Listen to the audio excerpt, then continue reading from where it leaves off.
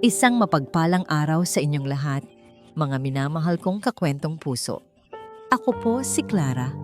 Gaya ng dati, narito ako upang samahan kayo sa isang kwentong tiyak na kakatok sa inyong mga damdamin at magpapaisip sa inyong mga puso. Sabi nila, ang katahimikan daw ang pinakamabisang sandata para makalimot. Pero paano kung ang katahimikang yon ang siya ring papatay sa katotohanan?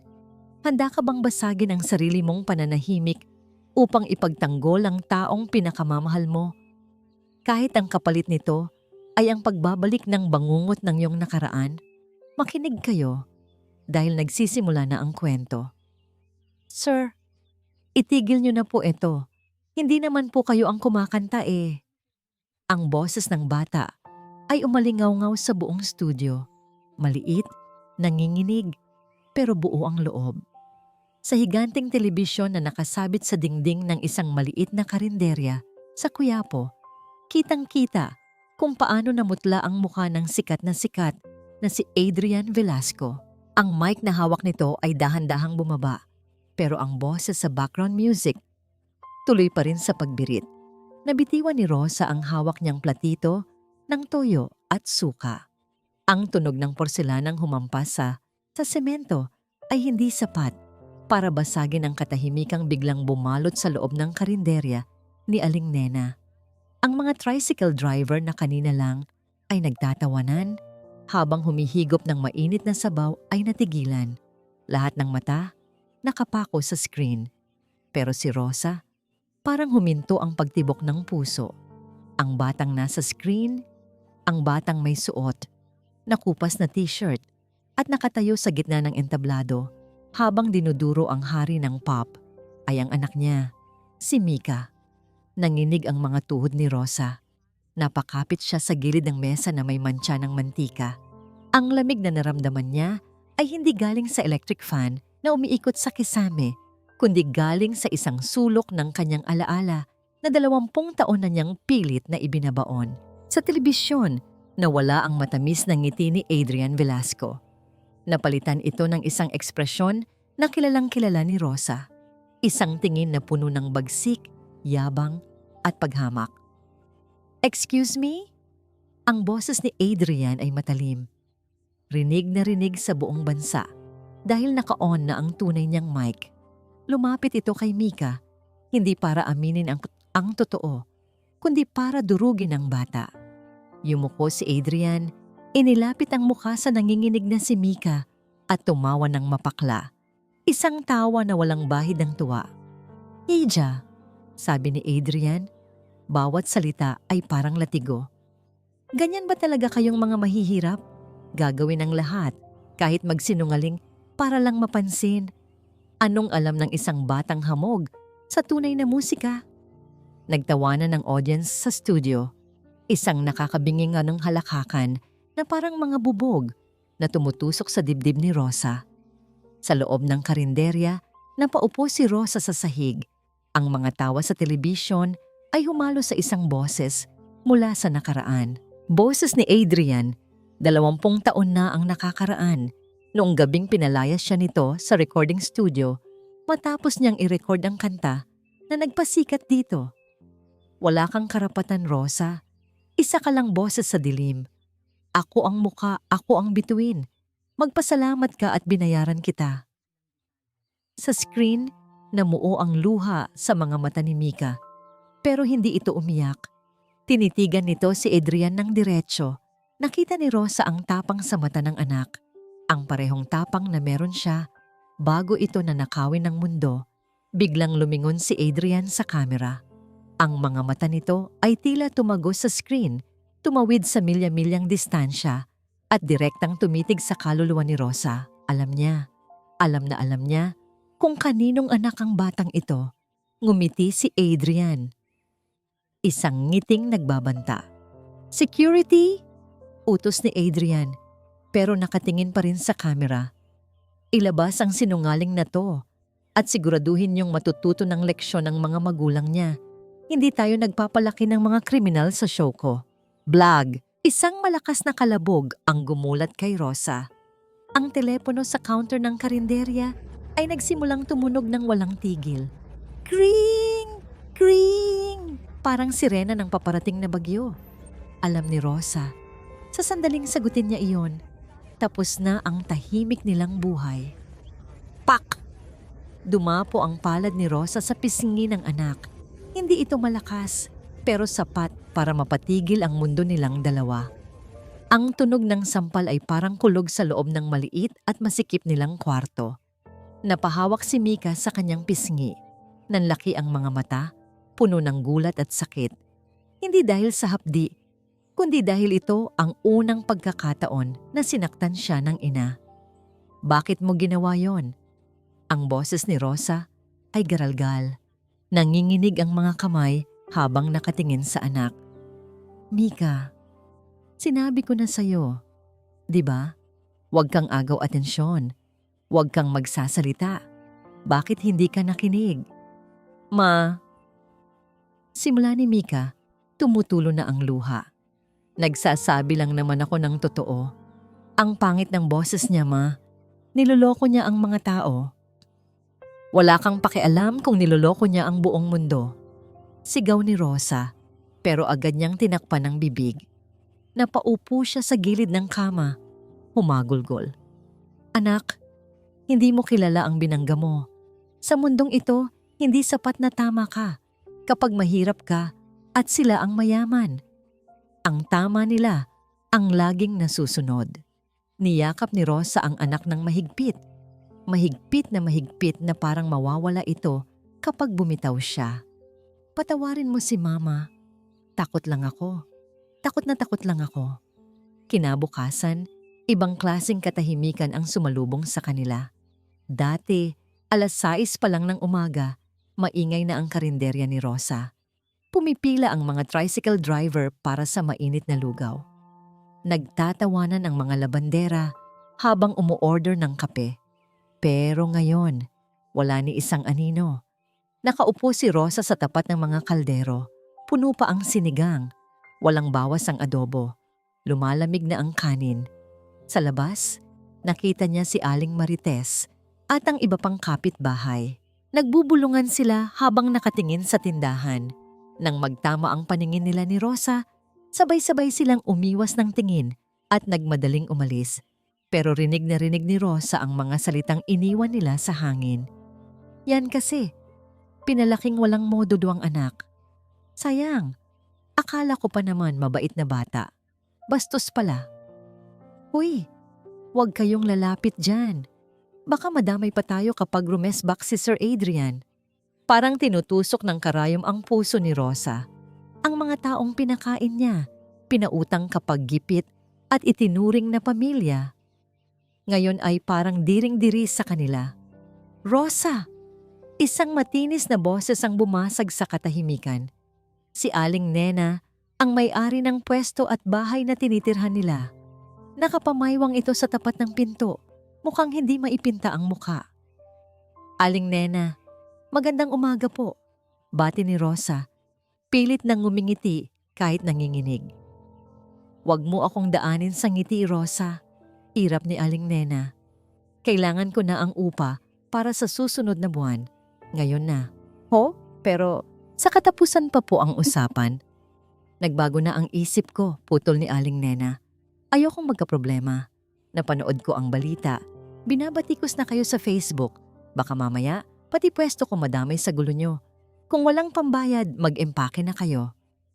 Tinalikuran siya nito bago pa man makasagot si Rosa. Nang hina si Rosa, napasandal siya sa pader. Ito na ba yon? Ito na ba ang katapusan nila? Wala silang mapupuntahan, walang kakampi. Biglang may pumasok sa karinderya. Isang lalaking nakasuot ng kupas na jacket at may dalang lumang bag.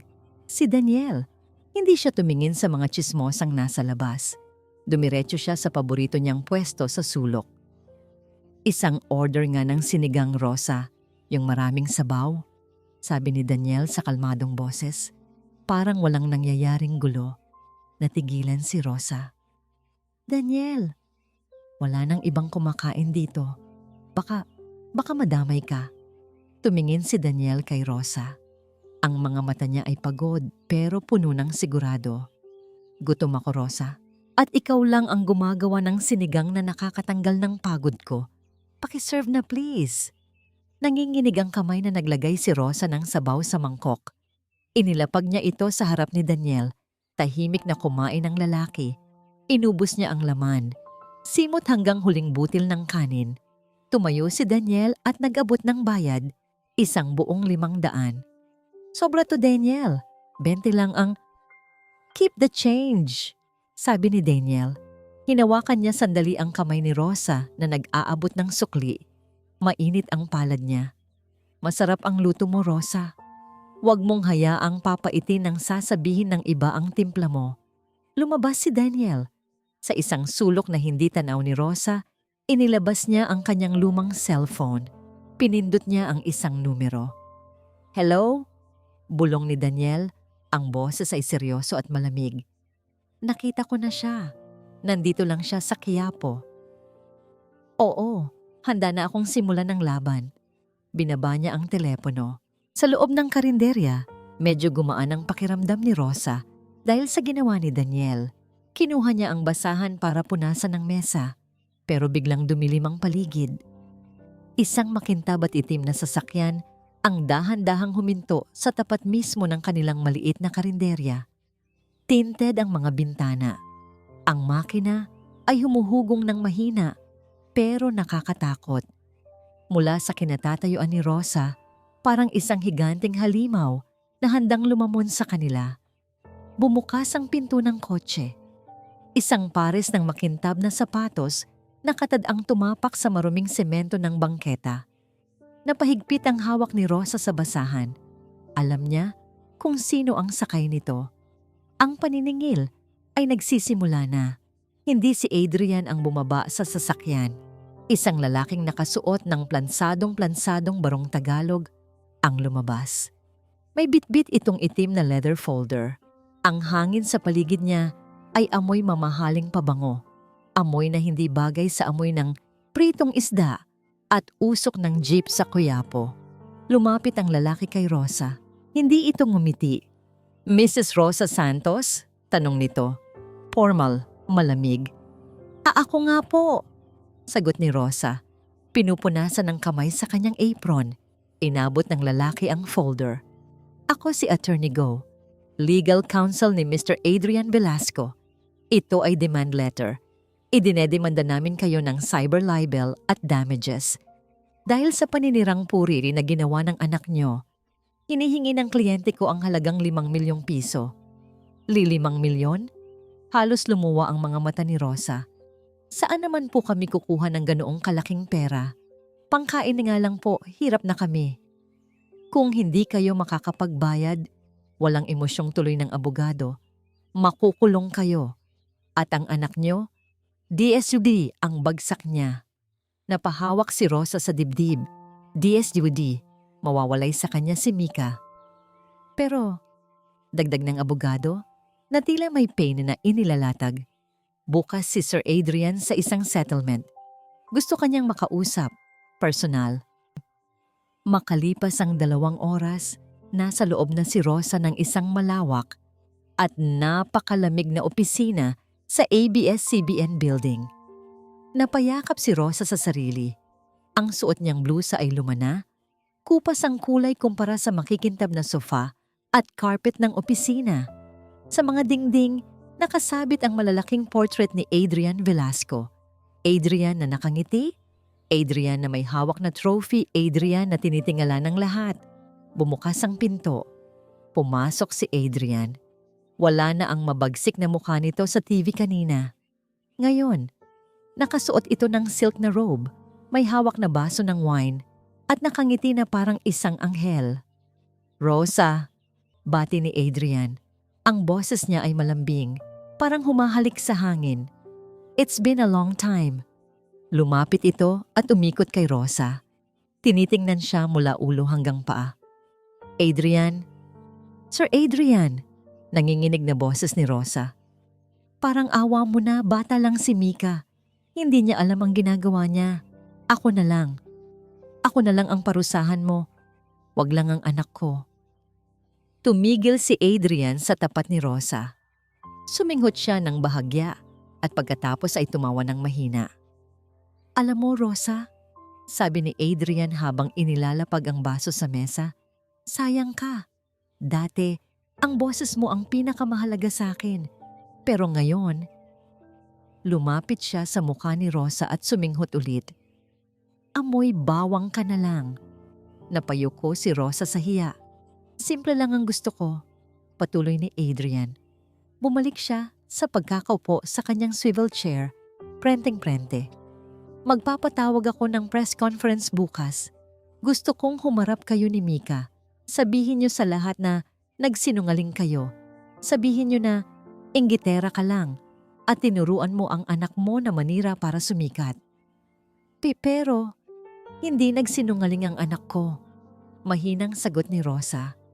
Totoo naman, Adrian. Hindi ka naman talaga kumakanta. Shut up! Biglang hinampas ni Adrian ang mesa. Tumilapon ang baso ng wine at nabasag sa sahig. Namula ang mukha niya. Nawala ang pagkaanghel. Lumabas ang demonyo. Wala akong pakialam sa totoo. Sigaw ni Adrian. Ang katotohanan ay kung ano ang pinaniniwalaan ng mga tao. At ako ang Diyos sa industriyang ito. Ikaw, isa ka lang hamak na tagaluto sa bangketa. Napatigil si Rosa. Nakita niya ang takot sa mata ni Adrian. Takot na mabunyag. Huminga ng malalim si Adrian para kumalma. Inayos niya ang kanyang robe. May choice ka, Rosa. Muling lumambing ang boses nito. Pero may lason na. Gawin mo ang gusto ko at bibigyan kita ng pera. Pang-allowance ni Mika. Pang-ayos ng buhay niyo. Pero kung hindi, tinitigan niya si Rosa ng mata sa mata. Naalala mo ba si Lourdes? Nanigas si Rosa. Lourdes, ang kaibigan nilang dating kasama sa choir. Ang babaeng bigla na lang nawala matapos magkasakit. Ayaw mo namang matulad si Mika kay Lourdes, di ba? Bulong ni Adrian. Yung bigla na lang nawawala ng boses o nawawala sa mapa. Akmang luluhod na sana si Rosa para magmakaawa. Naramdaman na ng tuhod niya ang carpet. Handa na siyang ibigay ang lahat. Lunukin ang lahat ng pride. Pero biglang pumasok sa isip niya ang mukha ni Mika kanina sa TV. Ang tapang ng anak niya. Ma, nagsasabi lang ako ng totoo. Kung luluhod siya ngayon, parang tinuturuan na rin niyang lumuhod si Mika habang buhay. Tumayo ng tuwid si Rosa. Pinigilan niya ang panginginig ng kanyang mga kamay. Pag-iisipan ko, sabi ni Rosa nang hindi tumitingin kay Adrian. Tumalikod siya para umalis. Roso, pahabol na tawag ni Adrian. Huminto si Rosa sa may pinto, hawak ang doorknob. Naramdaman niya ang hininga ni Adrian sa kanyang likuran. Sobrang lapit. Pag-isipan mong mabuti, bulong ni Adrian sa tenga niya. Dahil kapag hindi ko narinig ang sorry niyo bukas, sisiguraduhin kong sa kalsada na kayo pupulutin. Ipasasara ko ang karinderya niyo. Wala na kayong uuwian. Binuksan ni Rosa ang pinto at mabilis na lumabas. Pero ang banta ni Adrian ay parang kadenang nakapulupot na sa kanyang leeg. Madaling araw na nang makauwi si Rosa. Mabigat ang bawat hakbang. Parang hinihila siya ng lupa pababa. Ang mga salita ni Adrian ay paulit-ulit na umaalingaw-ngaw sa kanyang utak. Walang modo. Sa kalsada, pupulutin. Pero pagliko niya sa kanto ng kanilang barangay, ang takot sa kanyang isip ay naging bangungot sa kanyang harapan. Ma! Napatakbo si Rosa nang marinig ang iyak ni Mika. Ang maliit nilang karinderya. Wala na ang dating ganda. Ang puting pader na bagong pintura lang nung nakaraang Pasko ay puno na ngayon ng kulay pula at itim na spray paint. Sinunggaling, kapal ng muka, luko-luko, mag-ina. Basag ang salamin ng estante kung saan nakalagay ang mga ulam. Nagkalat sa semento ang mga bubog, kasama ng mga bato at bulok na kamatis na ibinato ng kung sino. Si Mika, nakaupo sa gitna ng kalat, hawak ang walis tingting, umiiyak habang pilit na winawalis ang mga bubog. Anak! Niyakap ni Rosa si Mika. Ang amoy ng pintura ay masangsang, nakakasuka. Tama na. Hayaan mo na yan. Pasok na tayo sa loob. Ma, bakit po sila ganito? Humahagulgol na tanong ni Mika. Wala naman tayong ginawang masama. Hindi makasagot si Rosa. Gusto niyang sabihin na sa mundong ito, ang pagsasabi ng totoo ay minsan mas masama pa kaysa sa paggawa ng krimen. Kinuha ni Rosa ang basahan at timba. Kahit pagod, kahit nanginginig, nagsimula siyang magpunas. Kailangan niyang burahin ang mga salitang yon bago pa makita ng ibang tao pagkagising ng araw. Kuskos, buhos ng tubig, kuskos ulit. Pero hindi matanggal ang pintura, masyadong makapal, masyadong diin. Napaupo si Rosa, hinayaan na lang na tumulo ang luha niya sa timba ng maruming tubig. Biglang may humawak sa balikat niya. Napalundag si Rosa sa takot. Akala niya ay bumalik ang mga nambato. Ako to, Rosa? Si Daniel, pero hindi siya nakasuot ng pambato niyang jacket. Nakasando lang ito na puti at lumang maong. May dala siyang lata ng pintura at roller brush. Walang sabi-sabi, binuksan ni Daniel ang lata at nagsimulang pinturahan ang pader na may nakasulat na sinunggaling. Natulala si Rosa. Ang mga galaw ni Daniel ay mabilis, desidido. Sa bawat hagod ng roller, nabubura ang pang-aalipusta. Daniel, anong ginagawa mo? Tumayo si Rosa. Pilit na inaagaw ang roller. Umalis ka na. Nakita mo naman ang nangyari, di ba? Delikado kami. Madadamay ka lang. Hindi binitawan ni Daniel ang roller. Tumingin siya kay Rosa. Seryoso. Hindi ako aalis. Matigas na sabi ni Daniel. Bakit ba ang kulit mo? Tumataas na ang boses ni Rosa, dala ng frustration at takot. Isa ka lang customer. Bakit ka ba nangingialam? Ano bang kailangan mo sa amin? Scoop? Balita para sa dyaryo? Natigilan si Daniel. Ibinaba niya ang roller. Huminga siya ng malalim at may dinukot sa bulsa ng kanyang pantalon. Isang ID, Daniel Cruz, Senior Investigative Journalist. Napapaatras si Rosa. Sabi na nga ba, gagamitin mo lang kami. Makinig ka muna. Agap ni Daniel. Lumapit siya, pero hindi masyadong malapit para hindi matakot si Rosa. Oo, journalist ako. Sinusundan ko si Adrian Velasco ng 5 taon na, pero hindi ako nandito para sa scoop. May kinuha ulit si Daniel sa bulsa. Isang lumang litrato na naninilaw na ang gilid. Inabot niya ito kay Rosa. Nanginig ang kamay ni Rosa nang makita ang litrato. 3 tao ang nakangiti sa harap ng isang recording studio. Si Adrian, bata pa at payat. Si Rosa, maganda at puno ng pangarap. At isang babaeng may mahabang buhok na nakahawak sa mic stand. Kilala ko siya, turo ni Daniel sa 2 babae. Siya si Ate Lourdes, ang kapatid ko. Napatingin si Rosa kay Daniel. Ang mga mata ng lalaki ay puno ng lungkot na matagal nang kinikimkim. Nawala ang boses ni Ate Lourdes dahil sa kanya, garalgal na sabi ni Daniel. At pagkatapos, nawala na rin ang katinoan niya. Iniwan siya ni Adrian sa ere nung wala na siyang pakinabang. Hinawakan ni Daniel ang kamay ni Rosa na may hawak na litrato. Rosa, hindi lang to trabaho para sa akin. Personal to. At nung makita kitang umiiyak kanina, humina ang boses ni Daniel, naging mas malambot. Nalaman kong hindi ko kayang tumayo lang at manood habang ginagawa niya sa'yo ang ginawa niya sa kapatid ko. Tinitigan ni Daniel si Rosa sa mata. Please, Rosa, hayaan mong tulungan ko kayo. Hindi bilang reporter, kundi bilang kaibigan. Sa unang pagkakataon sa loob ng maraming taon, naramdaman ni Rosa na hindi siya nag-iisa. May nagtanggol sa kanya. Tumango siya ng dahan-dahan. Pinipigilan ang paghikbi. Salamat, bulong ni Rosa. Akmang babalik na sana sila sa paglilinis nang biglang may dumating na 2 puting van. Mabilis na bumaba ang mga lalaking naka-uniforme ng City Health Office at ilang pulis. Sino ang may-ari nito? Sigaw ng isang opisyal na may hawak na clipboard. Ako po, sagot ni Rosa, kinakabahan. May natanggap kaming report na nagbebenta kayo ng panis na pagkain at may mga daga sa kusina nyo, sabi ng opisyal nang hindi man lang tumitingin sa paligid. Effective immediately, ipinasasara ang establishment na ito. Ano? Sigaw ni Daniel. Wala namang inspection na naganap Harassment to. Huwag kang makialam dito. Duro ng pulis kay Daniel. Lumapit ang mga tauhan at nagdikit ng malaking sticker sa harap ng pinto ng karinderya. Notice of closure. Violation of sanitation code. Niyakap ni Mika ang binti ng ina.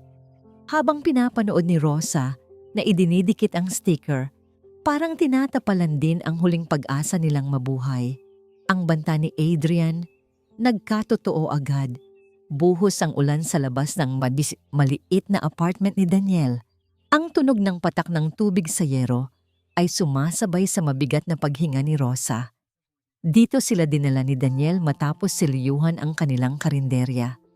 Ligtas muna sila dito, pero alam ni Rosa na panandalian lang ang kapayapaang ito. Nakatulog na si Mika sa sofa, yakap-yakap ang kanyang lumang backpack. Pinagmasdan siya ni Rosa, hinahaplos ang buhok ng anak. Puno ng awa at pagsisisi ang kanyang mga mata. Rosa, inabutan siya ni Daniel ng mainit na kape. Uminom ka muna, para kumalma ka. Tinanggap ni Rosa ang tasa. Nanginginig pa rin ang kanyang mga daliri. Salamat Daniel, sa lahat, mahinang sabi ni Rosa. Pero kailangan mo nang tumigil. Hindi mo kilala si Adrian. Kaya niyang sirain ang buhay ng kahit sino. Umupo si Daniel sa silyang kaharap niya. Kilala ko siya, Rosa. Alam ko ang ginawa niya kay Ate Lourdes. Pero ang hindi ko maintindihan, bakit takot na takot siya sa'yo? Bakit kailangan kanyang patahimikin ng ganito? Ano ba talaga ang meron sa inyong dalawa? Yumuko si Rosa. Tinitigan niya ang itim na kape. Nakikita niya rito ang refleksyon ng kanyang nakaraan. Madilim, mapait. Hindi lang ako basta kakilala ni Adrian, Daniel. Simula ni Rosa. Ang boses ay halos pabulong. 20 taon na ang nakakaraan. Ako ang first love niya. Napatigil si Daniel. Hindi siya nakasagot. At ako rin. Patuloy ni Rosa. Tumulo na ang luha. Ang boses sa likod ng kantang, Ikaw Lamang. Nanlaki ang mga mata ni Daniel. Ang Ikaw Lamang ang debut single ni Adrian na bumasag sa lahat ng records at nagpasikat sa kanya bilang golden voice ng Pilipinas. Paano? Tanong ni Daniel. May sakit siya noon sa lalamunan, pero kailangan niyang mag-debut. Pinangakuan niya ako. Sabi niya, Rosa, tulungan mo ako. Pag sumikat ako, dadaling kita sa taas. Tayong dalawa ang magniningning. Napangiti ng mapakla si Rosa. Tanga ako nagmahal ako. Kaya pumayag akong kumanta sa studio habang siya ang nagli-lip-sync sa music video. Ang buong akala ko, pansamantala lang yon. Pero nung sumikat ang kanta, huminga ng malalim si Rosa. Parang nahihirapang ilabas ang sumunod na mga salita. Inilaglag niya ako. Pinalitan niya ako ng isang modelong maganda pero hindi marunong kumanta. At pinapirma niya ako ng kontrata. Kapalit ng pera pang-opera ng tatay ko noon. Ibinenta ko ang boses ko.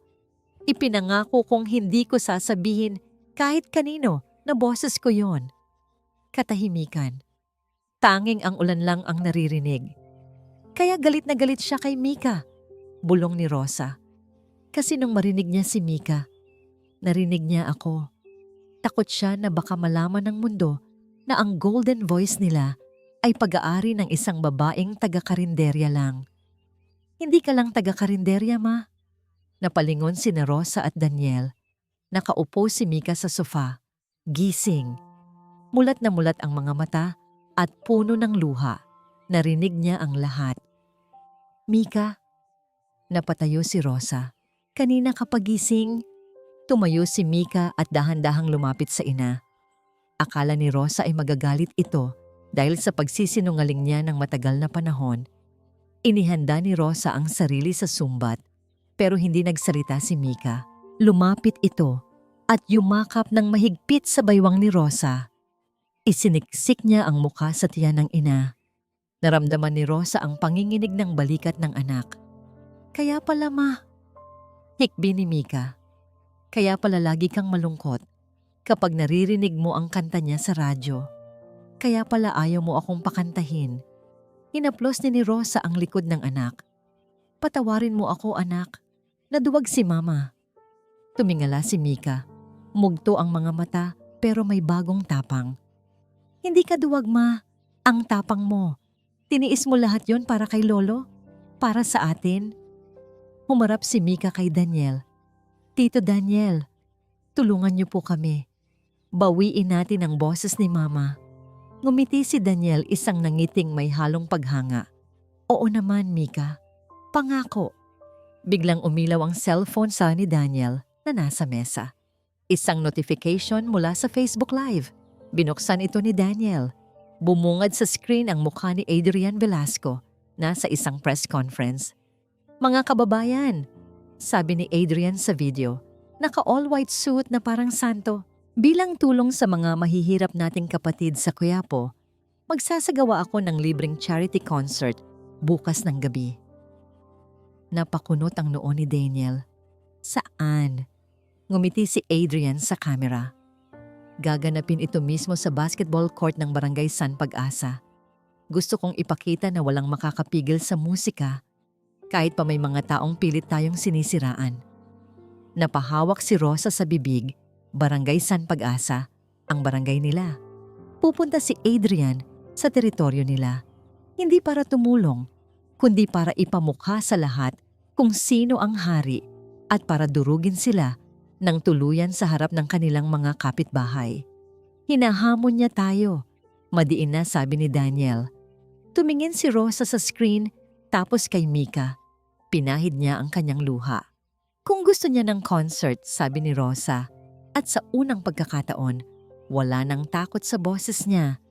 Bibigyan natin siya ng palabas na hinding-hindi niya makakalimutan. Bumiyahe sila palabas ng Maynila. Ang lumang sedan ni Daniel ay bumagtas sa maputik at bakubakong daan papunta sa isang liblib na barangay sa Cavite. Dito, sa isang lumang bahay na ginawang home for the aged na pinapatakbo ng mga madre, nakatago si Lourdes. Sigurado ka bang siya yon? Tanong ni Rosa. Nakasilip sa bintana habang humihinto ang sasakyan. Ang lugar ay tahimik, napapalibutan ng matataas na damo at puno ng mangga. Oo, sagot ni Daniel, mahigpit ang hawak sa manibela. Dito ko siya itinago 5 years ago. Ito lang ang lugar na hindi alam ni Adrian. Pumasok sila sa loob. Amoy gamot at luma na kahoy ang sumalubong sa kanila. Iginaya sila ng isang madre papunta sa dulong kwarto. Lourdes? Tawag ni Daniel. Sa isang sulok, nakaupo sa wheelchair ang isang babae. Nakatalikod ito, nakaharap sa bintana. Ang buhok niya ay puro puti na at sobrang payat ng kanyang pangangatawan.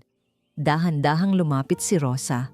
Lourdes, ako to, si Rosa. Humarap ang babae. Napahawak si Rosa sa bibig. Ang Lourdes na kilala niya, ang babaeng masiyahin at laging kumakanta, ay wala na. Ang nasa harap niya ay isang babaeng may mga matang walang buhay, blanco, parang isang bahay na wala nang nakatira. Ate, lumuhod si Daniel sa harap ng kapatid. Nandito na si Rosa. Naalala mo siya? Yung kasama mo sa choir dati? Walang reaksyon si Lourdes. Nakatitig lang ito sa kawalan. Tumutulo ang laway sa gilid ng bibig nito na agad pinunasan ni Daniel ng panyo. Wala na siyang maalala, Daniel. Umiiyak na, sabi ni Rosa. Anong ginawa nila sa kanya? Stress, trauma, depression. Madiin na sagot ni Daniel. Binaboy nila ang isip niya matapos nilang nakawin ang boses niya. Tumayo si Daniel. Sinusuklay ang buhok ng kapatid gamit ang mga daliri. Akala ko makakatulong siya sa atin. Pero mukhang Napailing si Daniel. Ang pag-asa sa kanyang muka ay unti-unting napalitan ng desperasyon. Wala tayong makukuha. Aalis na sana si Daniel, suko na. Pero hindi gumalaw si Rosa. Lumapit si Rosa kay Lourdes. Hinawakan niya ang kamay nito, malamig at magaspang. Lourdes, bulong ni Rosa. Naalala mo ba yung kanta natin? Yung kinakanta natin sa likod ng entablado habang naghihintay tayong tawagin. Pumikit si Rosa at nagsimulang humuni. Isang pamilyar na himig. Ang orihinal na melody ng Ikaw Lamang. Hindi yung version na mabilis at pop na pinasikat ni Adrian, kundi yung version na mabagal, malungkot at puno ng damdamin.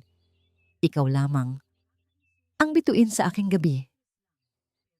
Kumanta si Rosa ng mahina. Ang boses niya ay basag, pero puno ng puso. Tumigil ang hangin sa kwarto. Dahan-dahang gumalaw ang daliri ni Lourdes. Ang mga mata niyang blanko ay biglang nagkaroon ng tubig. Isang patak ng luha ang tumulo sa kanyang pisngi. Sa paos, halos hindi marinig, pero nagsalita siya. Lourdes. Napalapit si Daniel. Nanginginig ang kamay ni Lourdes na itinuro ang ilalim ng kanyang kama. Ang bibig niya ay bumubuka pero wala ng boses na lumalabas. Paulit-ulit lang niyang tinuturo ang ilalim. Agad na dumapa si Daniel at kinapa ang ilalim ng lumang kama. Hinila niya ang isang kahon ng sapatos na puno ng alikabok. Binuksan nila ito. Sa loob, sa gitna ng mga lumang litrato at rosaryo, may isang bagay na nakabalot sa plastic. Isang cassette tape. Sa sticker nito, may nakasulat sa penmanship na kilalang-kilala ni Rosa. Sulat kamay ni Adrian.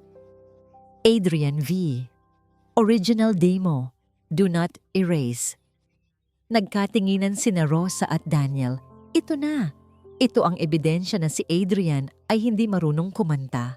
Ito ang boses na ninakaw niya. Salamat ate. Salamat. Hagulgol ni Daniel habang niyayakap ang kapatid. Gabi na nang makaalis sila. Bit-bit ang cassette tape. Mabilis na pinaharurot ni Daniel ang sasakyan pabalik ng Maynila. Malakas ang ulan. Ang wiper ng sasakyan ay hirap na hirap sa paghawi ng tubig. Hawakan mong mabuti yan, Rosa. Sabi ni Daniel. Nakapako ang mata sa kalsada. Yan ang bala natin. Piniyakap ni Rosa ang tape sa kanyang dibdib. Sa tingin mo, sapat na to? Sobra pa sa sapat. Ngiti ni Daniel. Pero biglang nagbago ang timpla ng mukha ni Daniel. Tumingin siya sa rearview mirror. Sa likod nila, sa gitna ng dilim at ulan, may dalawang headlight na mabilis na lumalapit. Masyadong mabilis. Masyadong malapit. Daniel, kinakabang tanong ni Rosa. Kumapit ka, utos ni Daniel. Binilisan ni Daniel ang takbo, pero bumilis din ang sasakyan sa likod. Isang itim na SUV, walang plaka. Bumusin ito ng malakas at binangga ang likuran ng kotse nila. Blag! Napasigaw si Rosa. Diyos ko! Ang lumang sedan nila ay umusad-usad sa madulas na kalsada. Hinahanap nila tayo. Sigaw ni Daniel habang pilit na kinokontrol ang manibela. Alam nilang nasa atin ang tape. Binangga ulit sila ng SUV. Mas malakas ngayon. Blag! Papalapit sila sa isang matalim na kurbada. Sa gilid nun ay bangin. Daniel, ang bangin! Tili ni Rosa. Inapakan ni Daniel ang preno. Pero huli na.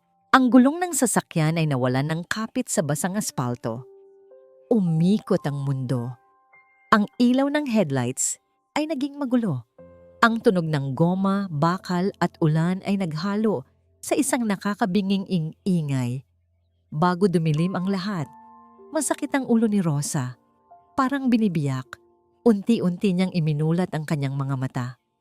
Usok, amoy ng sunog na goma at ang tunog ng ulan na humahampas sa yuping bubong ng kotse. Daniel, tawag ni Rosa. Garalgal ang boses. Daniel! Sa tabi niya, nakayuko si Daniel sa manibela. May dugong tumutulo mula sa noo nito. Salamat sa Diyos. Humihinga pa ito. Ang lumang sedan nila ay nakasadsad sa gilid ng kanal. Ilang pulgada na lang mula sa bangin. Ang itim na SUV, wala na. Iniwan silang parang basurang itinapon. Rosa, ungol ni Daniel, pilit na gumagalaw. Yung tape. Nasaan yung tape? Napahawak si Rosa sa dibdib niya. Nandoon pa rin. Yakap-yakap niya ang cassette tape na parang ito na ang huling hininga niya. Pagbalik nila sa apartment ni Daniel, hindi na naggamot ng sugat si Rosa. Agad siyang kumuha ng malaking eco bag at nagsimulang mag-empake. Damit ni Mika, ilang delata, ang natitira nilang pera. Nanginginig ang kanyang mga kamay. Bawat kaluskos sa labas ay nagpapatalon sa puso niya. Ma, saan po tayo pupunta? Tanong ni Mika. Hawak ang braso ng ina. Takot na takot ang bata. Aalis na tayo, anak. Mabilis na sagot ni Rosa. Hindi makatingin kay Mika. Babalik tayo sa probinsya, sa Bicol. Doon, hindi tayo mahahanap ni Adrian. Doon, tahimik. Pero ma, paano ang laban natin? Wala nang laban. Sigaw ni Rosa. Napapitlag si Mika. Muntik na tayong mamatay kanina, Mika. Nakita mo ba yon? Papatayin nila tayo para lang sa pesteng boses na yan. Hindi ko kayang mawala ka. Isinukbit ni Rosa ang bag sa balikat. Halika na. Aalis na tayo ngayon din habang madilim pa. Hinila niya si Mika papunta sa pinto. Hindi kayo aalis. Hinarangan ni Daniel ang pinto. May benda na ang noo niya at pilay ang lakad. Pero matigas ang kanyang anyo. Padaanin mo kami, Daniel. Pakiusap ni Rosa. Ayaw kitang madamay. Muntik ka nang mapahamak dahil sa amin. Hindi ako aalis sa dadaanan mo, Rosa. Sabi ni Daniel. Dahil kapag tumalikod ka ngayon, para mo na ring pinatay ang sarili mo at ang kinabukasan ni Mika. Kinabukasan? Mapaklang tawa ni Rosa. Tumutulo ang luha. Anong kinabukasan ang ibibigay ko sa kanya kung patay na kaming dalawa? Daniel, nanay ako. Ang trabaho ko ay protektahan siya, hindi ang ipahamak siya. Kaya nga kailangan mong lumaban. Sigaw pabalik ni Daniel. Lumapit si Daniel. Hinawakan ang magkabilang balikat ni Rosa para pakalmahin ito. Rosa, makinig ka. Ang ate ko, si Lourdes, tumakas din siya. Nanahimik siya. Umuwi siya sa probinsya nagtago sa takot. At anong nangyari? Kinain siya ng depresyon. Araw-araw siyang namamatay sa loob hanggang sa mawala ang isip niya. Gusto mo bang mangyari yan kay Mika? Gusto mo bang lumaki siyang nagtatago sa anino ng kasinungalingan ni Adrian? Natigilan si Rosa. Tumingin siya kay Mika. Si Mika ay hindi umiiyak. Nakatayo ito sa gilid. Hawak ang isang bagay na nakuha niya sa ilalim ng bag. Isang lumang-lumang laruang mikropono. Plastik na kulay pink. Kupas na ang pintura. Ito ang laruang ibinigay ni Rosa kay Mika noong bata pa ito. Nung panahong tinuturuan pa niya itong kumanta. Lumapit si Mika sa ina. Inabot niya ang mikropono.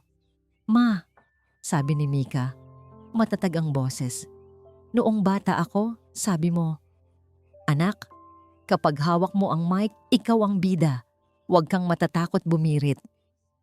Hinawakan ni Mika ang kamay ni Rosa at ipinasok ang laruang mikropono sa palad nito. Mas magaling ka kumanta kaysa sa kanya, ma. Huwag na po tayong magtago. Pagod na po akong matakot. Napaupo si Rosa sa sahig. Yakap ang laruang mikropono. Humagulgol siya. Pero sa bawat iyak, nababawasan ang takot at napapalitan ng galit. Galit sa ginawa sa kanila. Galit sa ilang taong pagtatago. Lumapit si Daniel at inakbayan silang dalawa. May ebidensya na tayo, sabi ni Daniel. Kinuha niya ang cassette tape mula sa bulsa ni Rosa. Pero nang tingnan nila ito sa ilalim ng ilaw, nanlumo sila. May lamat ang casing ng cassette tape dahil sa banggaan. Ang magnetic tape sa loob ay medyo naipit. Sira, bulong ni Rosa. Hindi. Iling ni Daniel, sinusuri itong mabuti. Ang casing lang ang sira. Ang reel, buo pa. Pero delikadong i-play to sa ordinaryong player. Baka maputol. Kailangan nating itong ilipat sa bagong housing. At kailangan natin ng professional equipment para marinig ng malinaw. Saan tayo kukuha nun? Tanong ni Rosa. Wala na tayong pera. Bago pa makasagot si Daniel, biglang nag-flash report sa TV. Ang mukha ni Adrian Velasco, gwapong-gwapo at maamo, ay muling nasa screen. Nasa isang press conference ito, napapalibutan ng mga reporter. Ikinalulungkot ko ang nangyayari kay Aling Rosa at sa anak niya. Sabi ni Adrian sa TV, umaakto pang naluluha. Alam kong nagigipit lang sila, kaya nila nagawa yon. Kaya bilang Kristiyano, handa akong magpatawad. Humarap si Adrian sa camera. May hawak na malaking kunwaring tseke. Rosa, kung nanonood ka, may scholarship offer ako para kay Mika. Sagot ko ang pag-aaral niya hanggang college at bibigyan pa kita ng puhunan para sa bagong karinderya. Nagpalakpakan ang mga tao sa TV. Ang hinihiling ko lang, patuloy ni Adrian, ay pumunta ka sa concert ko bukas sa Barangay San Pag-asa.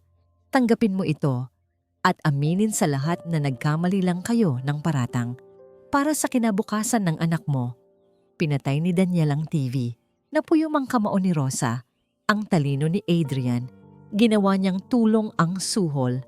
Kapag hindi tinanggap ni Rosa, siya ang magmumukhang masama, ma-pride, at walang utang na loob.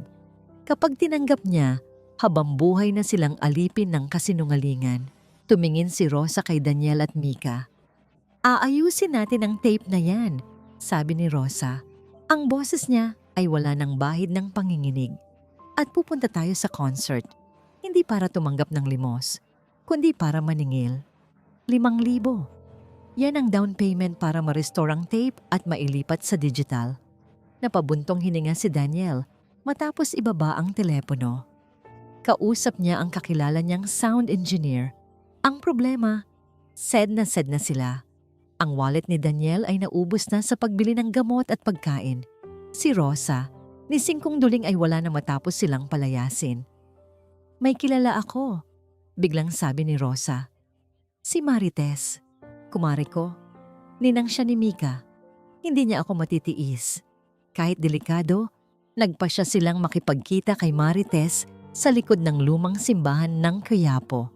Madilim doon, tago. At maraming tao kaya madaling humalo. Natanaw ni Rosa si Marites na nakatayo sa tabi ng nagbebenta ng kandila. Mare, tawag ni Rosa. Lumapit at yumakap ng mahigpit. Salamat at sumipot ka. Kailangan lang talaga namin ng tulong. Humiwalay si Marites sa yakap. Hindi ito makatingin ng diretso kay Rosa. Ang mga mata nito ay malikot, parang naghahanap ng lulusutan. Ang mga kamay nito ay malamig at nanginginig. Oo naman, Rosa. Nauutal na sagot ni Marites. Pamilya na tayo, di ba? May inabot na sobre si Marites. Eto lang ang nakayanan ko. Kinuha ni Rosa ang sobre. Makapal.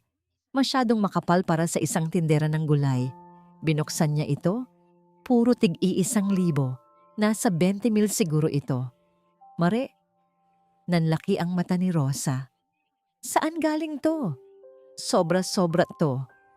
Tanggapin mo na, mabilis na sabi ni Marites.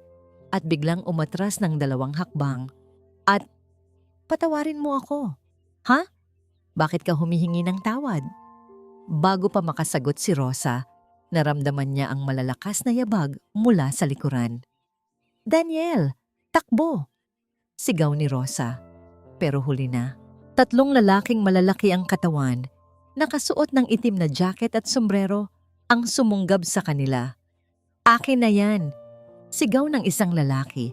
Pilit na inaagaw ang eco bag na yakap-yakap ni Rosa. Doon nakatago ang cassette tape. Huwag! Parang awa niyo na! Tili ni Rosa. Kinamot at kinagat ni Rosa ang braso ng lalaki. Lumabas ang kanyang pagkaina. Hindi niya ibibigay ang nag-iisang pag-asa ni Mika. Sumugod si Daniel para tulungan si Rosa, pero sinuntok siya sa sikmura ng isa pang lalaki. Bumagsak si Daniel, namimilipit sa sakit. "Ma!" sigaw ni Mika. Tinulak ng lalaki si Rosa ng malakas. Tumama ang ulo ni Rosa sa sementadong pader ng simbahan. "Aray!" Napahawak si Rosa sa ulo niya. Nahilo siya sandali. Naluwagan ang hawak niya sa bag. Hinablot ng lalaki ang bag. "Nasa akin na. Tara na." Tumakbo ang tatlong lalaki pasakay sa mga naghihintay na motor. Mabilis silang nawala sa dilim ng Maynila. Naiwan si Rosa na nakahandusay, duguan ng noo at umiiyak. Nawala na ang ebidensya. Ang alas nila. Wala na. Lumingon si Rosa kay Marites. Nakatayo pa rin ito sa gilid. Umiiyak habang hawak ang cellphone. "Bakit, Marites?" Hagulgol ni Rosa. "Bakit mo nagawa sa akin to?" "Kailangan ko ng pera para sa dialysis ng asawa ko, Rosa." Sagot ni Marites, hindi makatingin. "Binigyan ako ni Sir Adrian ng ₱250,000. Kapalit ng tape. Pasensya na. Pipiliin ko ang pamilya ko." Tumalikod si Marites at tumakbo palayo. Iniwan ang magkaibigan na wasak na wasak. Pinilit ni Daniel na tumayo at alalayan si Rosa. "Rosa, ayos ka lang ba?" "Ang tape, Daniel?" Iyak ni Rosa. "Wala na tayong laban. Panalo na siya." Parang gumuho ang mundo ni Rosa.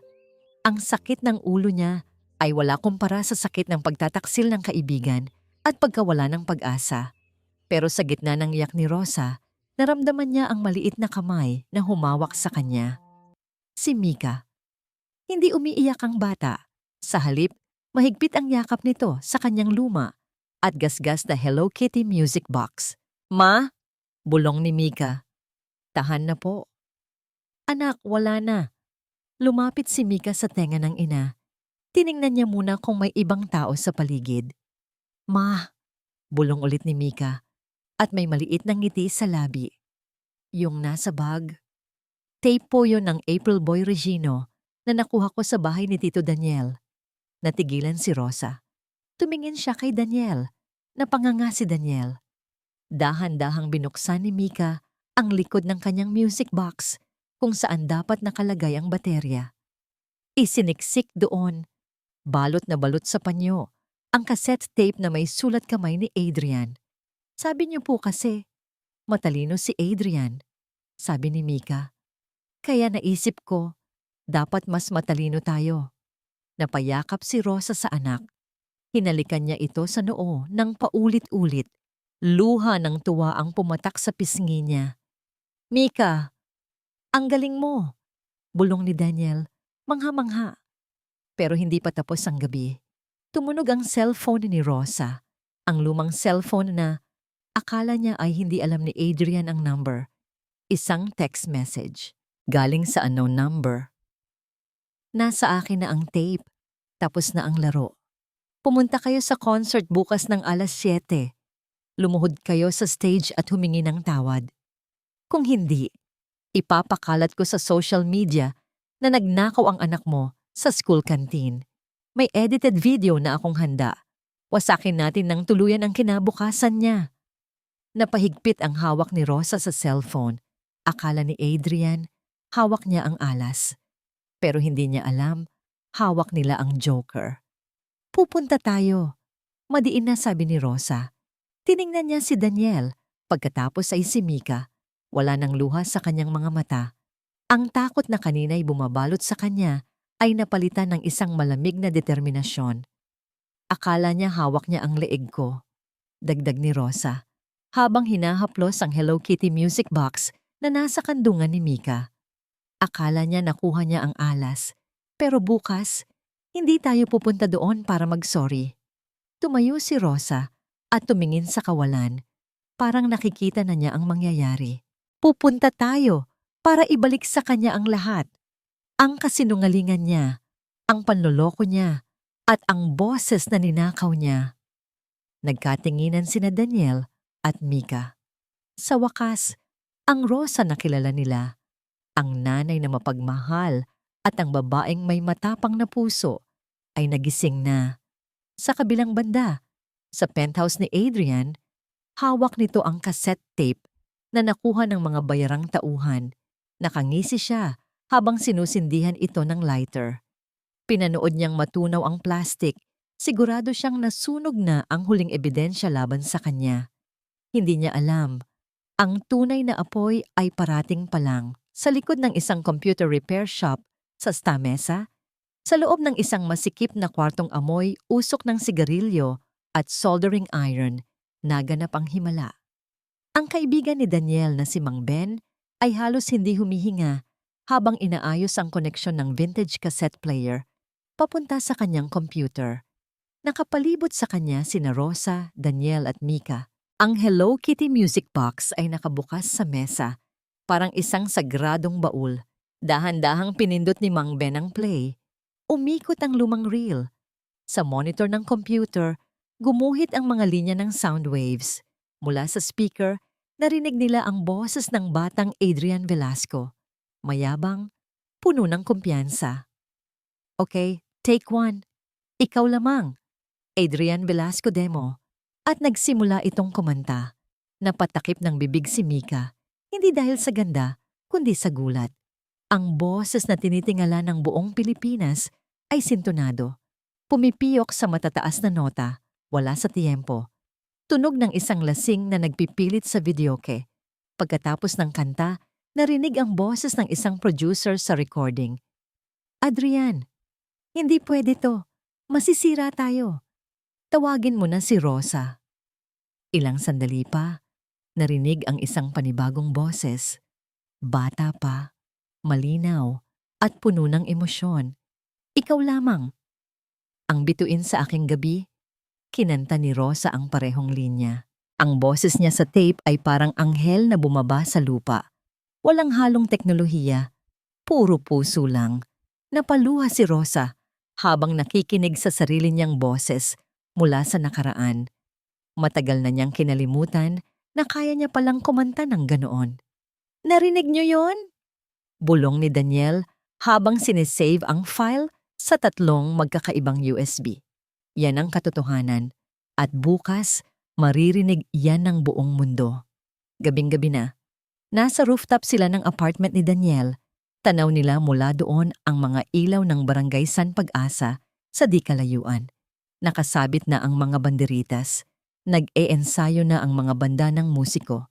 Nakahawak si Rosa sa barandilya, nakatingin sa malayo. Kinakabahan ako, Daniel. Amindo ni Rosa. Ang lamig ng hangin ay yumayakap sa kanya. 20 taon na akong hindi kumakanta sa harap ng tao. Baka hindi ko na kaya. Baka pumiyok ako. Baka mapahiya lang tayo. Lumapit si Daniel. Tumabi siya kay Rosa, ang balikat nila ay halos magkadikit. Hindi nawawala ang galing, Rosa. Malumanay na sabi ni Daniel. Natutulog lang. At ang boses na narinig ko sa tape, wala yun kumpara sa boses ng isang ina na lumalaban para sa anak niya. Humarap si Daniel kay Rosa. Hinawakan niya ang kamay nito. Magaspang ang palad ni Rosa dahil sa trabaho, pero para kay Daniel, ito ang pinakamalambot na kamay sa mundo. Bukas, hindi mo kailangang maging si Rosa na singer, dagdag ni Daniel, nakatitig sa mga mata niya. Kailangan mo lang maging ikaw, at nandun ako. Nasa likod mo lang ako. Hinding-hindi kita hahayaang bumagsak. Napangiti si Rosa. Isang nangiting may halong kaba pero puno ng tiwala. Salamat, Daniel. Hindi ko alam kung saan ako pupulutin kung wala ka. Siguro sa puso ko. Biro ni Daniel na nagpapula ng pisngi ni Rosa. Sa di kalayuan, nakasilip si Mika sa pinto ng rooftop. Yakap niya ang kanyang backpack. Ngumiti ang bata. Alam niyang may bago ng tatayong haligi para sa kanila. Okay na po ang lahat, bulong ni Mika sa sarili. Handa na kami. Sumikat ang araw, araw ng pista. Maingay, magulo, masaya. Ang Barangay San Pag-asa ay nagising sa tunog ng drums at lyre. Ang mga kalye ay puno ng mga nagtitinda ng kakanin, lobo, at mga laruan.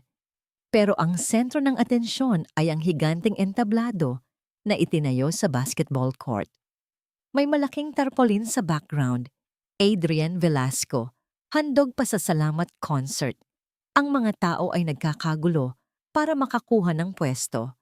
Ang mga kapitbahay na nanglait kay Rosa kahapon ay nakasuot ng t-shirt na may mukha ni Adrian, excited na makita ang idolo. Sa isang sulok, malapit sa backstage entrance, dumating ang isang lumang tricycle. Bumaba sina Rosa, Daniel at Mika. Suot ni Rosa ang isang simpleng puting bestida, luma pero malinis at plansado. Wala siyang makeup, pero ang taas ng noo niya ay nagpapakita ng dignidad. Hinarang sila ng security. "Bawal dito," masungit na sabi ng guard. "Pinapapunta kami ni Sir Adrian," sagot ni Rosa ng diretso, walang gatol. "Sabihin mo, nandito na ang guest of honor niya." Nagtinginan ng mga guard. May binulong nga sa radyo. Maya-maya, pinadaan sila. Habang naglalakad sila papunta sa holding area, naramdaman ni Rosa ang bigat ng tingin ng mga tao. May mga nagbubulungan, may mga tumuturo, pero hindi yumuko si Rosa. Mahigpit niyang hinawakan ang kamay ni Mika sa kaliwa at naramdaman niya ang kamay ni Daniel sa kanyang likod. Nasa Lion's Den na sila. Sa loob ng tent, nakaupo si Adrian sa harap ng salamin, nagpapadagdag ng powder sa muka. Nakikita niya si Rosa sa salamin, ngumiti si Adrian, isang ngiti ng tagumpay. "Buti naman at dumating ka," sabi ni Adrian nang hindi lumilingon. "Akala ko tatakasan mo ang kapalaran mo. Ready ka na bang lumuhod?" Huminga ng malalim si Rosa. Ang puso niya ay kumakalabog sa dibdib, pero ang isip niya ay malinaw. "Ready na ako, Adrian," sagot ni Rosa. "Ready na akong tapusin ang sinimulan mo." Nagsimula ang tugtog sa labas. Ang hiyawan ng mga tao ay parang dagundong ng kulog. Oras na. Magandang gabi, Barangay San Pag-asa. Handa na ba kayong makita ang nag-iisang King of Pop? Wow! Dumagundong ang buong basketball court sa hiyawan. Siksikan, pawisan, ang amoy ng inihaw na baboy at fishball ay humalo sa amoy ng excitement ng mga tao. Ang mga kapitbahay na dati ay bumabati kay Rosa tuwing umaga. Ngayon ay nakataas ang mga kamay, hawak ang mga glow sticks, sumisigaw ng pangalan ng taong wumasak sa buhay niya. "Adrian! Adrian! Adrian!" Sa gilid ng entablado, sa dilim ng backstage, pinanood ni Rosa ang paglabas ni Adrian. Usok, laser lights, confetti. Lumabas si Adrian na parang Diyos. Kumikinang ang kanyang puting suit.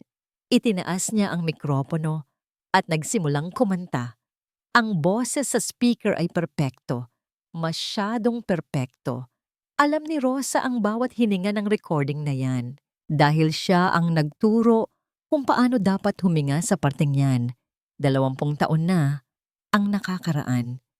Sa tabi ni Rosa, hinigpitan ni Daniel ang hawak sa kanyang braso. "Oras na!" Bulong ni Daniel. May inabot siyang maliit na USB kay Rosa. "Itago mo to sa bulsa mo just in case." "Saan ka pupunta?" Tanong ni Rosa nang mapansin niyang humahakbang palayo si Daniel.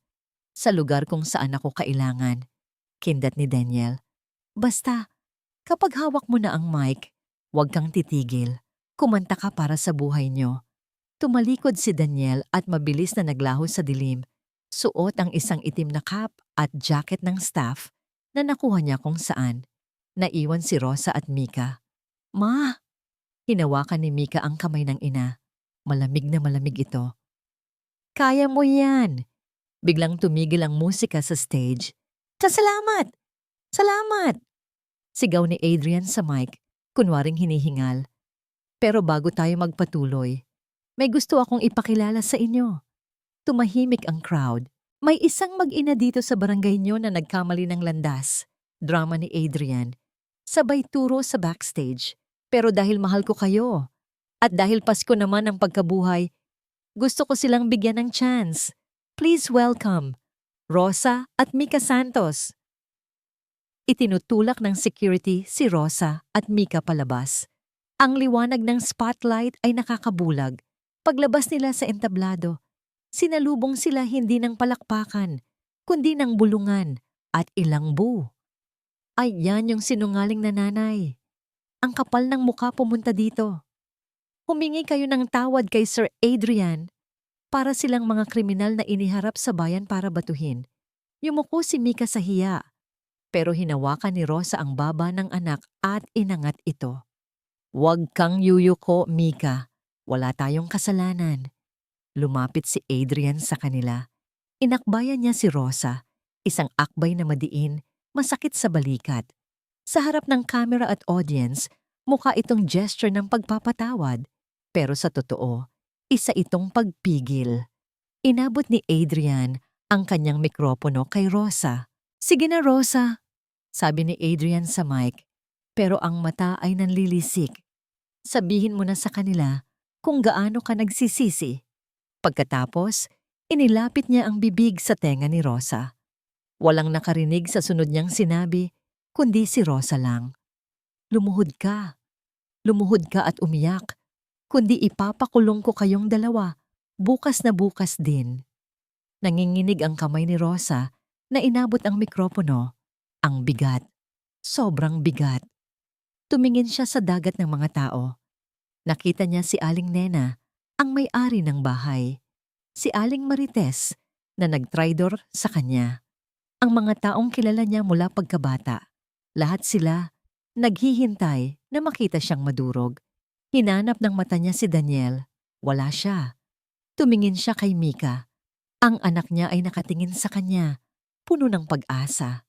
Huminga ng malalim si Rosa. Pumikit siya sandali. Naalala niya ang sinabi ni Daniel, hindi nawawala ang galing, natutulog lang. Idinilat niya ang kanyang mga mata. Tumingin siya ng diretso kay Adrian. Sorry. Simula ni Rosa sa mic. Ngumiti si Adrian. Tagumpay. Sorry, Adrian. Patuloy ni Rosa. At biglang tumigas ang boses niya. Pero hindi ako nandito para humingi ng tawad. Nawala ang nangiti ni Adrian. Anong sinasabi mo? Nandito ako para bawiin ang sa akin. Sigaw ni Rosa. Nagulat ang crowd. Nagbulungan ng malakas. Patayin niyo ang mic! Sigaw ni Adrian sa staff sa gilid. Patayin niyo! Pero hindi namatay ang mic. Sa halip, tumugtog ang isang pamilyar na piano intro. Ang intro ng kantang Ikaw Lamang. Pero hindi ito ang version ni Adrian. Ito ang orihinal na areglo. Mabagal, madamdamin, at nangangailangan ng matinding vocal range. Nanlaki ang mata ni Adrian. Tumingin siya sa tech booth sa di kalayuan. Sa loob ng booth nakadungaw si Daniel, suot ang headphones at nakataasang hinlalaki. Siya na ang may hawak ng sound system. Ang kantang ito, sabi ni Rosa, ang boses ay nagsisimula na ng umapaw sa emosyon, ay isinulat ko 20 taon na ang nakakaraan. Para sa lalaking akala ko ay mahal ako. Pero ngayong gabi, kakantahin ko to para sa sarili ko. Itinaas ni Rosa ang mikropono. At sa unang pagkakataon, matapos ang 2 dekada, bumuka ang bibig ng tunay na may-ari ng boses. Ikaw lamang, ang bituin sa aking gabi. Ang unang linya pa lang ni Rosa ay sapat na para patigilin ang pag-ikot ng mundo sa Barangay San Pag-asa. Walang autotune, walang reverb, walang malakas na backing vocals. Boses lang niya. Isang boses na hindi perpekto. May gasgas, may bigat ng paghihirap, pero puno ng kaluluwa. Tumatagos ito sa dibdib ng bawat taong nakikinig. Nanlaki ang mga mata ni Adrian para siyang binuhusan ng malamig na tubig. Ito ang boses na kinatakutan niya sa loob ng 20 taon. Ang boses na akala niya ay nabaon na sa limot at mantika ng karinderya. Sa crowd, bumuka ang bibig ni Aling Nena. Nalaglag ang hawak na glow stick ng isang teenager. Kahit na anong bagyo, ikaw ang aking silungan. Bumirit si Rosa. Mataas, malinaw, walang piyok. Ang mga tao na kanina ay handang mangbuo, ngayon ay tahimik na nakanganga. Naramdaman nila ang kilabot. Yung goosebumps na nararamdaman mo lang kapag nakaharap ka sa tunay na talento. "Stop it! Cut the sound!" Sigaw ni Adrian. Namumula ang leeg sa galit. Tumakbo siya papunta sa gilid ng stage, kumukumpas sa mga technician. "Patayin niyo ang mic niya! Ngayon na!" Sa tech booth, nakita ni Adrian si Daniel. Nakangiti ang reporter. Tinaas ni Daniel ang kanyang kamay, hindi para patayin ang sound, kundi para itaas ang volume fader. At may pinindot siyang isa pang button. Click! Biglang may umalingaw-ngaw na boses mula sa higanting speakers, boses na sumabay sa pagkanta ni Rosa. Kahit na, anong Pag-yung aray. Boses ito ng lalaki. Sintonado, flat, pumipiyok sa dulo. Naguluhan ang mga tao. Tumingin sila sa speaker tapos kay Adrian. Anong nangyayari? Bulungan ng mga tao. Sino yon? Sa booth, nagsalita si Daniel sa mic ng DJ. Ang boses niya ay rinig sa buong barangay. "Mga kababayan," sabi ni Daniel, matigas at malinaw. "Ang naririnig niyo ngayon ay ang original demo tape ni Adrian Velasco. Walang edit, walang computer. Ito ang totoong boses ng idolo niyo." Mas lalong nilakasan ni Daniel ang volume ng sintonadong boses sa tape. Habang tumutugtog ang nakakahiya at sintonadong boses ni Adrian sa background, patuloy pa rin sa pagbirit si Rosa ng live vocals. Perpekto at makapangyarihan. Ang contrast ay napakalimaw, langit at lupa. Ang totoong singer, Rosa, at ang impostor, Adrian. "Patayin mo yan, sinungaling yan," sigaw ni Adrian. Tumakbo siya pabalik sa gitna ng stage para agawin ang mic kay Rosa. "Akin na yan!" Pero hindi natinag si Rosa. Nang akmang hahawakan siya ni Adrian, umiwas siya ng elegante, parang isang diva sa entablado, habang hindi pinuputol ang pagkanta ng huling nota. "Ikaw lamang!" Tinapos ni Rosa ang kanta ng may dignidad. Ang huling nota ay umaling-awngaw sa buong court. Sapaw na sapaw ang sintonadong boses sa tape. Katahimikan. 5 segundong katahimikan. Si Adrian, nakatayo sa gitna ng stage, hingal na hingal, pawisan, at mukhang baliw. Ang backing tape niya ay tumutugtog pa rin ng kanyang sintonadong boses. "Sa'yo lang!" Ouch! Ang taas naman! Dahan-dahang tumingin si Adrian sa audience. Wala nang sumisigaw ng pangalan niya. Wala nang nagwagayway ng banner. Nakita niya si Aling Marites sa harap. Nakatakip ito ng bibig. Pandidiri ang nasa mata. Nakita niya ang mga fan niyang umiiyak. Hindi sa tuwa, kundi sa disappointment. Biglang may tumawa. Isang bata sa harap. Tapos may sumunod. Hanggang sa ang buong barangay ay napuno ng tawanan at bulungan. "Peke!" Sigaw ng isang lalaki sa likod. "Scammer!" Sigaw ng isa pa. Isang plastic bottle ng tubig ang lumipad mula sa crowd at tumama sa balikat ni Adrian. Sumunod ang isang cup ng gulaman. Nabasa ang mamahalin niyang suit. Ang mukha niyang puno ng makeup ay nabura ng lagkit. Sa gitna ng kaguluhan, nakatayo si Rosa. Payapa. Hindi siya gumanti. Hindi siya nanakit. Kumanta lang siya. At sapat na yon para gumuho ang imperyo ni Adrian. Tumingin si Rosa kay Adrian. Wala nang takot sa mata niya. Awa na lang. "Tapos na ang palabas, Adrian," sabi ni Rosa sa mic, narinig ng lahat. "Oras na para bumaba ka sa entablado ko." Naging dagat ng kaguluhan ng basketball hall court. Ang mga tao na kanina'y sumasamba kay Adrian, ngayon ay galit na galit dahil sa naramdaman nilang panloloko. "Ibaba niyo yan." "Mandurugas," tinangka ni Adrian na tumakbo, papunta sa backstage exit. Pero hinarangan siya ng mga sarili niyang bodyguard. Kahit ang mga bayarang tauhan niya ay nahihiya na ring protektahan siya. "Tabi! Tumabi kayo!" Sigaw ni Adrian, tuliro, habang tinatakpan ang mukha gamit ang kanyang coat para hindi tamaan ang lumilipad na plastic bottles at balat ng chichirya. Mula sa gilid ng stage, lumabas ang mga pulis. Lumabas ang sa pangunguna ni Daniel na ngayon ay wala na sa tech booth at naglalakad papunta sa gitna ng entablado kasama ang hepe ng pulisya. Mr. Adrian Velasco, sabi ng pulis gamit ang megaphone. Huwag na po kayong manlaban. Natigilan si Adrian. Tumingin siya sa paligid. Wala siyang matatakbuhan. Napalibutan na siya. Anong kaso ko? Nanginginig na tanong ni Adrian. Pilit pa ring inaayos ang kanyang gusot-gusot na suit. Kilala niyo ba ako? Ako si Adrian Velasco. Pwede ko kayong ipatanggal sa trabaho. Lumapit si Daniel. Inilabas niya ang kanyang cellphone at ipinakita ang isang video. Video ito noong nasa opisina sila, kung saan nire-record ni Rosa nang palihim ang banta ni Adrian. Kung hindi ko narinig ang sorry niyo bukas, ipasasara ko ang karinderya niyo. Wala na kayong uuwian. Rinig na rinig ng mga pulis at ng mga taong nasa malapit ang boses ni Adrian sa video. Grave threats, coercion, at violation of child protection law. Seryosong sabi ni Daniel.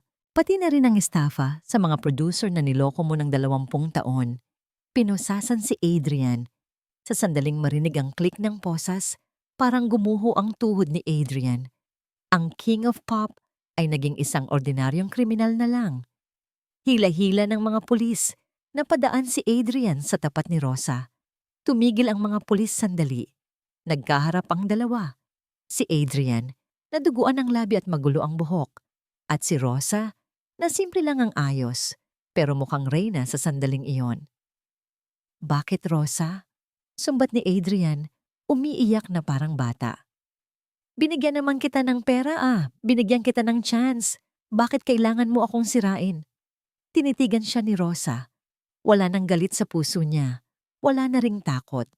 Ang nararamdaman na lang niya ay awa para sa isang taong kinain ng sariling kasinungalingan.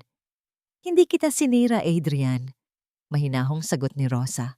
Sinira mo ang sarili mo nung araw na inakala mong nabibili ng pera ang dignidad ng isang tao. Lumapit si Rosa ng kaunti. Sapat lang para silang dalawa ang magkarinig. At yung boses ko? Bulong ni Rosa. Hindi mo yun ninakaw. Ibinigay ko yun sa'yo dahil mahal kita noon. Pero ngayon, binabawi ko na. Dahil hindi na ikaw ang lalaking minahal ko.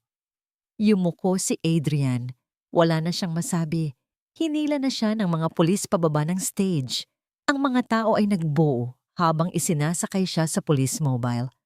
Ang makintab niyang sasakyan na dumating kanina ay naiwang nakaparada. Simbolo ng yamang hindi na niya mapapakinabangan. Naiwan si Rosa sa gitna ng entablado. Biglang tumakbo si Mika mula sa gilid at yumakap ng mahigpit sa baywang ng ina. Ma! Ang galing mo! Iyak ni Mika. Lumuhod si Rosa at niyakap ang anak. Sa gitna ng libu-libong tao, parang silang dalawa lang ang nandoon. Para sa iyo yon, anak, bulong ni Rosa. Para sa atin. Nagsimulang pumalakpak ang mga tao. Una, mahina. Tapos lumakas. Hanggang sa naging standing ovation. Rosa pa sa iyo, Rosa, damo na rorahan.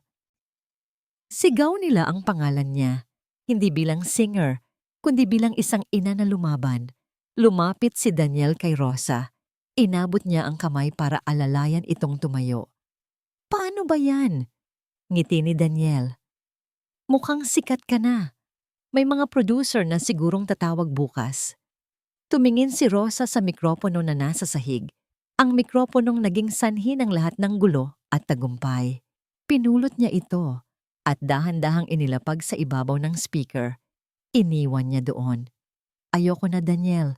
Ngiti ni Rosa. At sa pagkakataong ito, abot hanggang mata ang nangiti niya. Okay na ako. Hindi ko kailangang maging sikat. Gusto ko lang magluto ng sinigang at maging nanay ni Mika ng payapa. Hinawakan ni Rosa ang kamay ni Daniel sa kaliwa at kamay ni Mika sa kanan. Tara na, yaya ni Rosa. Umuwi na tayo. Gutom na ako. Naglakad silang tatlo pababa ng entablado. Ang mga tao ay kusang humawi para bigyan sila ng daan. Walang flash ng camera, walang security guard. Respeto lang. Sa likod nila, ang stage ay unti-unting namamatay ang ilaw. Pero sa puso ni Rosa, ang liwanag ay nagsisimula pa lang. Lumipas ang 3 buwan. Iba na ang amoy ng hangin sa Quiapo. Hindi na amoy usok at alikabok lang, kundi amoy ng bagong pag-asa at amoy ng pinakamasarap na kare-kare sa buong Maynila. Ang dating maliit at luma na karinderya ni Rosa ay bagong pintura na. Kulay dilaw at berde, masaliwala sa mata. May bago na ring signboard sa harap, Rosa's Kitchen, home of the Golden Voice and Golden Sinigang. Tanghaling tapat, puno ang pwesto. Aling Rosa, isang order pa nga ng lechon kawali. Sigaw ng isang suki. Coming! Sagot ni Rosa mula sa kusina. Lumabas si Rosa na may bitbit na tray. Ibang-iba na ang aura niya. Wala na ang lungkot sa mata. Wala na ang takot. Ang suot niyang apron ay bago at malinis. At habang naglalakad siya papunta sa mesa, humuhuni siya ng kanta. Ma'am Rosa, sample naman dyan. Biro ng isang estudyante na kumakain. Ngumiti si Rosa. Hindi siya nagpatumpik-tumpik. Habang nagsasandok ng sabaw, kumanta siya ng ilang linya ng kahit maputi na ang buhok ko. Kahit maputi na ang buhok ko. Ang nakaraan ay ibabalik natin. Nagpalakpakan ang mga kumakain. Hindi ito concert sa Araneta. Walang spotlight, walang bayad. Pero para kay Rosa, ito ang pinakamasarap na entablado na papaligiran ng mga taong busog ang tiyan at masaya ang puso. Sa isang sulok ng karinderya, tahimik na nagbabalat ng sibuyas si Aling Marites. Mare, tama na yan. Maiiyak ka na naman. Sita ni Rosa nang dumaan siya. Okay lang to, Rosa. Sumisinghot na sagot ni Marites. Kulob pa to sa kasalanan ko sa'yo. Salamat at tinanggap mo pa rin ako. Tinapik ni Rosa ang balikat ng kaibigan. Tapos na yon. Ang mahalaga, gumagaling na ang asawa mo. Basta galingan mo ang paghiwa, ha? Sa counter, nakaupo si Mika. Nakasuot siya ng school uniform. May hawak siyang gitara at tinuturuan ng ilang bata sa kalsada ng basic chords. Hindi siya naging child star. Hindi siya nag-artista. Pero tuwing linggo, siya ang lead singer sa choir ng simbahan. At para sa kanya, sapat na yon. Bumukas ang pinto at pumasok si Daniel. May dala itong dyaryo. Extra, extra, biro ni Daniel, itinaas ang dyaryo. Basahin nyo. Adrian Velasco, guilty sa kasong estafa, sentensyado ng 10 taon. Naghiyawan ang mga tao sa karinderya. Buti nga. Pero si Rosa, tiningnan lang ang headline at ngumiti ng tipid. Wala na siyang naramdamang galit. Para sa kanya, ang pangalang Adrian Velasco ay isa na lang masamang panaginip na nagising na siya. Lumapit si Daniel sa counter. Ibinaba ang dyaryo at tinitigan si Rosa. Pagod ka ba? Tanong ni Daniel. Pinupunasan ang pawis sa noo ni Rosa gamit ang kanyang panyo. Medyo, sagot ni Rosa. Daming tao pero masaya. Rosa, seryosong sabi ni Daniel. Bakit? May problema ba? Kinabahan si Rosa. May dinukot si Daniel sa likod niya. Isang paper bag. May regalo ako sa'yo. Binuksan ni Rosa ang paper bag. Akala niya alahas o pabango. Ang laman ay isang pares ng rubber gloves na panghugas ng pinggan. Kulay pink. Natawa si Rosa. Gloves? Daniel, seryoso ka? Basahin mo yung nakasulat sa card. Utos ni Daniel. Kinuha ni Rosa ang maliit na card na nakasipit sa gloves. Binasa niya ito ng malakas. Para sa mga kamay na nagluto ng masarap na pagkain at humawak ng mikropono ng katotohanan. Simula ngayon, hindi na yan mababasa ng tubig at sabon. Dahil ako na ang tagahugas mo. Habang buhay, will you marry me? Napatigil si Rosa. Tumingin siya kay Daniel. Nakaluhod na ang mamamahayag sa gitna ng karinderya. Hawak hindi isang singsing na brilyante, kundi isang simpleng singsing na pilak. Tumahimik ang buong karinderya. Pati si Mika na patigil sa paggigitara. Si Marites na pabitaw sa sibuyas. Daniel! Nangingilid ang luha ni Rosa. Sira ulo ka talaga. Sa harapan ng mga customer. Wala akong tinatago, Rosa. Ngiti ni Daniel. Gusto kong malaman ng buong kuyapo na ang swerte-swerte ko sa'yo. So ano? Deal or no deal? Tumingin si Rosa kay Mika. Tumango ang anak at nag-thumbs up. Abot tenga ang nangiti. Humarap ulit si Rosa kay Daniel. Isinuot niya ang pink na rubber gloves sa kaliwang kamay niya at inilahad ito kay Daniel. O sige na nga, tawa-iyak na sabi ni Rosa. Basta siguraduhin mong malinis ang mga plato, ha? Isinuot ni Daniel ang singsing sa daliring may rubber glove. Yes! Sigaw ni Daniel at binuhat si Rosa. Nagpalakpakan ng mga tao. Mas malakas pa kaysa noong concert. Kiss, kiss, kiss! Kantiyaw ng mga tricycle driver. Hinalikan ni Daniel si Rosa sa noo. I love you, my golden voice. I love you too, my dishwasher. Bulong ni Rosa. Sa labas ng bintana, lumulubog ang araw sa Maynila. Kulay kahel ang langit. Maingay pa rin ang kalsada, magulo pa rin ang traffic.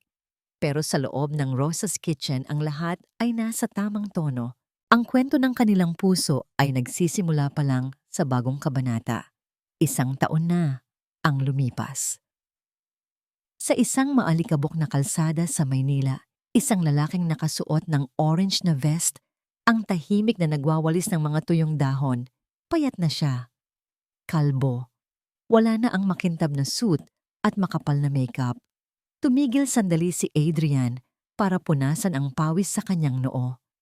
Mula sa isang bukas na bintana ng jeep na dumaan, narinig niya ang tugtog sa radyo. Ikaw lamang. Ang bituin sa aking gabi. Boses ito ni Rosa. Ito na ang pinakasikat na kanta sa bansa ngayon. Pero hindi si Rosa ang nasa music video at hindi rin siya laging nasa TV. Napanatili niya ang kanyang simpleng buhay. Ang kanta ay naging himig ng bawat Pilipino na nagmamahal at lumalaban. Napangiti ng mapait si Adrian. Sa wakas, narinig na rin niya ang kanta nang hindi ito inaangkin. Ipinagpatuloy niya ang pagwawalis. Mas magaan na ang pakiramdam niya ngayon kaysa noong siya ang hari ng pop. Dahil ngayon, wala na siyang itinatago. Samantala, sa loob ng lumang simbahan ng Quiapo, puno ng tao, misa ng pasasalamat. Sa choir loft, nakatayo si Mika. Dalagitan na siya. Hawak niya ang mikropono, hindi para makipagkompetensya, kundi para magpuri. Pumikit siya at kumanta. Ang boses niya ay lumilipad, sumasabay sa usok ng insenso, umaabot hanggang langit. Sa huling pew sa likod, nakaupo si Rosa at Daniel, magkahawak kamay. Sumandal si Rosa sa balikat ni Daniel. Pinagmamasdan nila ang anak. Ang galing niya, no? Bulong ni Daniel. Mana sa nanay, ngiti ni Rosa. At mana sa tatay ang tapang, dagdag ni Daniel, sabay kindat. Tiningnan ni Rosa ang kanyang asawa. Tiningnan niya ang kanyang mga kamay. May suot na singsing, may kaunting kalyo, pero malaya. Daniel, bulong ni Rosa. Salamat, sabi ni Rosa. Salamat dahil tinulungan mo akong hanapin ulit ang boses ko. Umiling si Daniel. Hinalikan niya ang kamay ni Rosa. Hindi, Rosa. Salamat sa'yo. Dahil binigyan mo ako ng dahilan para makinig ulit. Binigyan mo ng musika ang tahimik kong mundo. Tumunog ang kampana ng simbahan. Ang choir, sa pangunguna ni Mika, ay kumanta ng masiglang Alleluia. Sa tabi nila, sa isang wheelchair, nakaupo si Tita Lourdes. Hindi pa rin siya masyadong nakakapagsalita. Pero nakangiti siya. Pumapalakpak siya ng mahina. Sumasabay sa ritmo ng buhay. Napagtanto ni Rosa na ang tunay na tagumpay ay hindi ang palakpakan ng libu-libong tao sa concert. Ang tunay na tagumpay ay ang kapayapaan sa puso bago matulog sa gabi. ang yakap ng pamilya, at ang kalayaang maging totoo. At diyan po nagtatapos ang ating kwento ngayong araw. Sabi nila, sa mundong ito, ang katotohanan daw ay parang isang kanta. Pwede mong takpan ng tenga mo, pwede mong lakasan ng ingay para hindi mo marinig. Pero sa huli, hahanap ito ng paraan para umalingaungaw. Kaya ikaw, kakwentong puso, may boses ka bang itinatago? May katotohanan ka bang ibinabaon sa takot? Huwag kang matakot humawak ng mikropono dahil ang kwento mo, ang boses mo, ay mahalaga. Ako po si Clara. Hanggang sa muli nating paglalakbay sa kwento ng buhay at pag-ibig. Magandang araw at hayaan niyong ang puso niyo ang kumanta.